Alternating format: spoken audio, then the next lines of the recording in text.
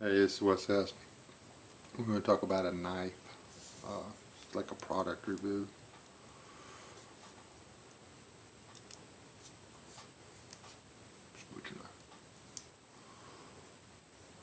There's a lot of guys out there talking about these things. Old Hickory makes them. This isn't an Old Hickory. This is pre-Old Hickory, I guess you would say.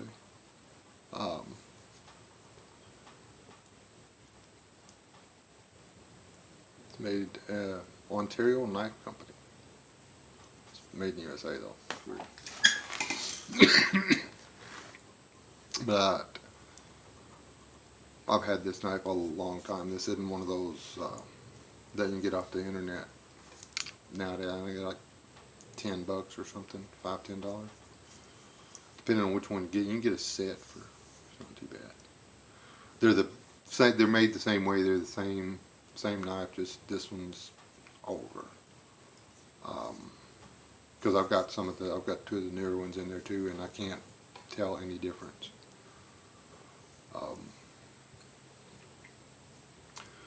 But there's debate on whether or not this is a decent bush knife. Yes, it is. This is 9-inch one, I think, or 8.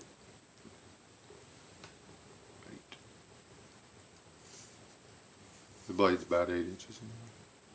And I've got a 7, and I carry this one, the big one. I call this the big one, and the other one I call it the little one. I carry them with me when I go hunting, because if you're hunting, you're going to be butchering, unless you're somebody that pays to have all that done. I'm not. I figure it's my responsibility. I killed it. I have to clean it, cut it, and cook it. It's one of the reasons I hunt. But this knife has got to be the toughest knife I've ever owned. I've got bucks in there. I've got old timers. I've got a case in there. I got that for Christmas. It's pretty. I won't even carry it on for it. Won't tear it up. Shout out to my son Leland. I like that knife. It's a John Deere knife, but it's made by Case. It's a really nice knife. And anyway, back to this one. You can do whatever you need to do. I'm gonna try this on camera. Oh, yeah, sort of. It's not focusing real good. See all them dings on there?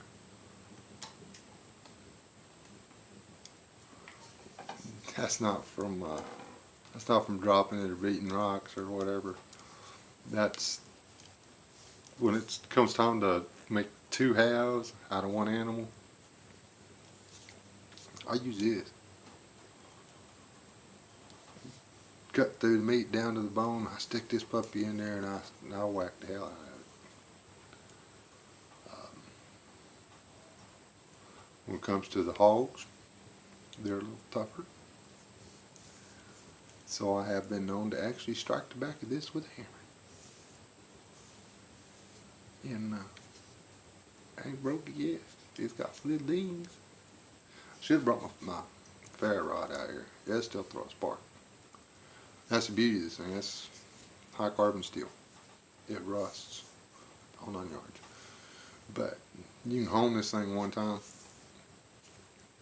and you might have to touch it up before you're done with a deer or a hog. Might. And that includes going through the bones. Okay? But they hold an edge. Crazy. And the blade is flexible. You can baton wood with them. You can whittle whatever you want to whittle.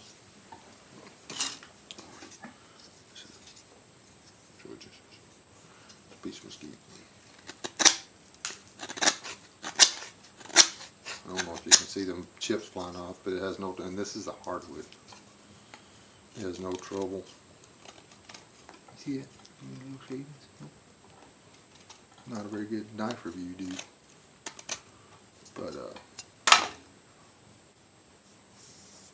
I've used this for everything.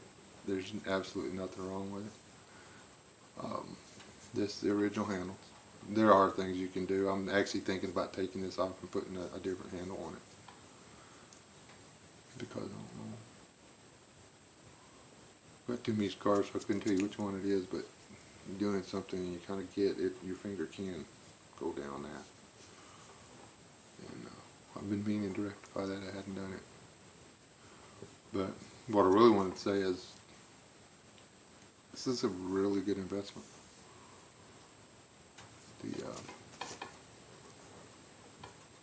They're not expensive. I have not. I own 5 of these old school knives like this. I don't treat any of them right, and I hadn't broken one of them. I've broken Buck, I've broken Old Timer, broken Uncle Henry.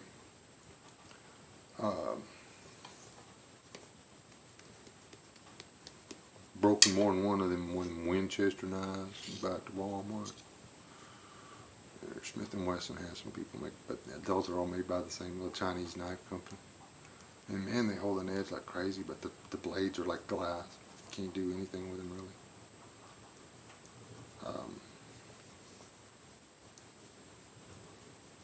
There are drawbacks to this knife. Like I said, it doesn't have the finger guard. What do you call it?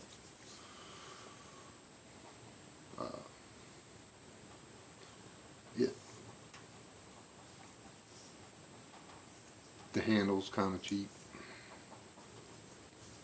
But like I say, I mean, you lose it, you can put something back on it. I had one, and it didn't tear, but it got disappeared. I left it somewhere. But the front rivet come out and the handle kept swinging around. Sides popped them both off. And I took 4 little twigs, 1, 2 down here and 2 down here, and then dropped some leather in there and just wrapped it up, dropped it back through the back hole, left a lanyard with a knot on it, and I carried it for forever. I actually had a sheath through it. I think it was the second one of these I bought. This knife is in. If I had to sharpen it all the time, there wouldn't be anything of it left. And my wife uses crap out of this knife. I've had this knife for over 20 years. Got one in there that I bought at a garage sale that I'm sure is from the 20s or earlier. The blade is like gone. I mean, it's been sharpened so many times it's just down into the deal. And the people that had the estate, was an estate sale, not a garage sale. If people had any sense, they would have got rid of the knife. You can pick these up all kinds of places. You can get them online. They actually have a website for the old Hickory. And you buy the full set, which I actually recommend because they have a little like steak knife size one, which makes an excellent small belt knife. I got one of those. I should have brought them out here, but I didn't. Just kind of spur of the moment.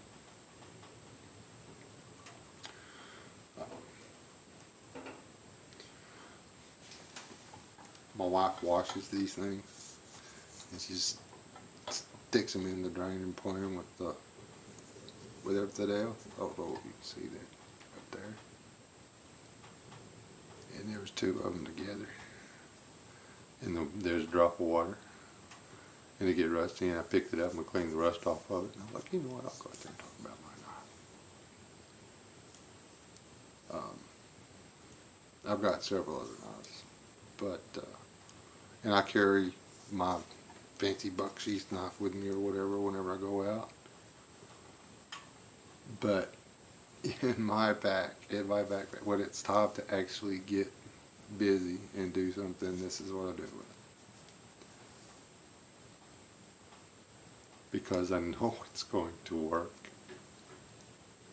I mean, I don't have to, bucks are good knives. Don't get me wrong. I love mine. But, skin in the hole, I used it, just to see, it was a 120, 130 pound pig. I'd stop holding my knife halfway through getting the hide off. Wouldn't have to do that. I could have took the hide off and cut it into quarters and never touched the blade. It's the difference between the way they used to make them and the way they make them. But anyway, American made. We ship these to Canada. I'm not sure about Mexico, but we ship them to other places. You can have a good American made knife.